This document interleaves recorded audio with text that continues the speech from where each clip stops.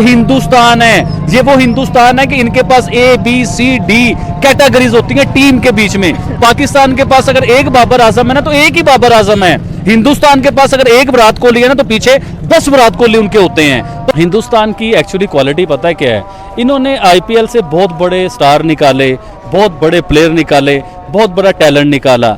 आप ये बताएं कि हमने पीएसएल से क्या निकाला। देखिए हिंदुस्तान में अगर आप देखते हैं तो आपको स्टार नजर आता है, जिस तरह was down and out और अगेन उन्होंने आके क्या कैरेक्टर दिखाया और क्या करेज दिखाई है। Well done team India. I think as a cricketer I am very proud of you और आपने बहुत बहुत जिगरा दिखाया। आपको बहुत मुबारक हो। यहाँ से टेस्ट सीरीज का हाल क्या होना चाहिए ये आपके हाथ में। और ये एक बात आपको माननी पड़ेगी, टीम इंडिया की बेंच स्ट्रेंथ को आपको मानना पड़ेगा कि यार बेंच स्ट्रेंथ बहुत अच्छी इनकी। कोई भी हो ना हो तो टेस्ट मैच पूरा जीतेंगे आपसे। इंग्लैंड की माइटी इंग्लैंड की बैसबॉल वाली पैन के मकलम और पैन के स्ट्रोक वाली शुभमन गिल यंग कप्तान था। इन एक्सपीरियंस इंडिया की फास्ट बॉलिंग लाइनअप थी। घर में घुस के 350 रन से इंग्लैंडियों का घंटा बजाया, इंग्लैंडियों को पकड़ के दफन किया और ऐसी जगह पे इंग्लैंड को पकड़ के बजाया कि इंग्लैंड वाले उठने के काबिल भी नहीं रहेंगे। इतनी बड़ी जीत ऐसे ग्राउंड में बेटा, इट्स टोटली अनबिलीवेबल। मैंने बड़ी टीमें देखी हैं बट जिस वे हिंदुस्तान है, ये वो हिंदुस्तान है कि इनके पास A B C D categories होती हैं टीम के बीच में। पाकिस्तान के पास अगर एक बाबर आजम है ना तो एक ही बाबर आजम है। हिंदुस्तान के पास अगर एक विराट कोहली है ना तो पीछे 10 विराट कोहली उनके होते हैं। तो पाकिस्तान नए प्लेयर की जगह बनाता ही नहीं है।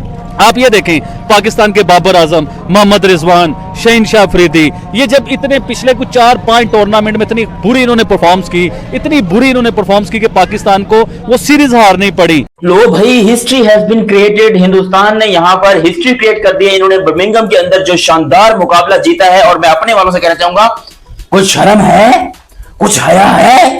कभी इंग्लैंड में जाके ऐसी सिचुएशन में मैच जीता है? नहीं जीता होगा। लेकिन इंग्लैंड वाले को छोड़ो, तुम यहाँ पर भाई जिम्बाब्वे और ऑस्ट्रेलिया में जाकर भी अपनी नाक कटवा कर रहे हो। मैं अपने वालों से बात कर रहा हूं। लेकिन हिंदुस्तान ने एक बहुत बड़ा मुकाबला जीत लिया। जिस तरीके से उन्होंने आज इंग्लैंड का घमंड तोड़ा है, क्योंकि इंग्लैंड वाले इस स्टेडियम को लेकर बहुत उछल रहे थे कि भाई ये बर्मिंघम का स्टेडियम हमारा घर है। इंडिया की यंग साइड ने मेरे पैन का स्टोक का पकड़ के घंटा बजा दिया और ऐसा घंटा बजाया मेरे पैन का स्टोक का पकड़ के जो है वो एजबेस्टन में। बेटा उस ग्राउंड में जिधर इंग्लैंड आज तक इंडिया से टेस्ट मैच नहीं था हारा, मतलब इंडिया इस ग्राउंड में आज तक जीता ही नहीं था टेस्ट मैच इंग्लैंड से एजबेस्टन में। बेटा उधर उसके पैन के स्टोक को पकड़ के बजा दिया और बैस बॉल को बेटा उधर दफना दिया पकड़ के इंडिया की इस यंग साइड ने।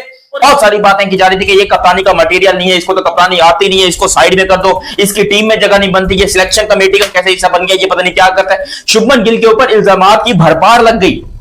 पूरा यहाँ पर हिंदुस्तान और पाकिस्तान भी, इवन यहाँ पर बहुत सारे लोग, हालांकि हमें घंटा फर्क नहीं पड़ता लिटरली कि मतलब हमें घंटा फर्क नहीं पड़ना चाहिए कि हिंदुस्तान में क्या हो रहा है, लेकिन लिटरली यहाँ पर बैठ के लोग हैं वो बातें कर रहे थे शुभमन गिल के खिलाफ। अब आज रोहित शर्मा, विराट कोहली के हाथों से निकला हुआ Shubman Gill captain history create कर रहा है, और वो भी बर्मिंघम के ग्राउंड के अंदर जहां पे वो कभी जीते नहीं थे।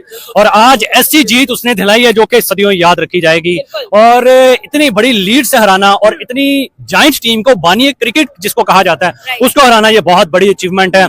शुभमन गिल को सारा क्रेडिट जाता है। जिस तरह उस बंदे ने इतना बड़ा स्कोर खड़ा कर दिया कि 608 रन का टारगेट दिया था इंग्लैंड को, क्योंकि बैट्समैन ने दोनों इनिंग में बहुत अच्छा कमबैक किया, जिसकी वजह से टारगेट अच्छा हुआ है। ठीक है, तो मतलब शुभमन गिल को क्रेडिट मिला। मेरे ख्याल में ना विराट की जरूरत थी, ना रोहित की जरूरत थी, ना जसप्रीत बुमराह की जरूरत थी। जिस तरह आईपीएल खेल के गए हैं उन्होंने वही धारा है वहां पे जाके। उन्होंने नहीं बताया कि मतलब हम यंगस्टर हैं या हमारे पास कोई पोटेंशियल मौजूद नहीं है।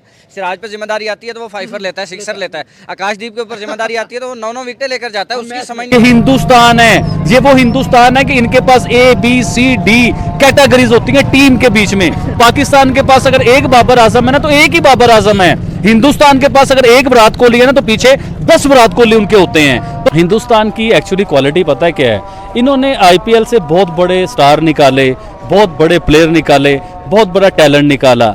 आप ये बताएं कि हमने पीएसएल से क्या निकाला।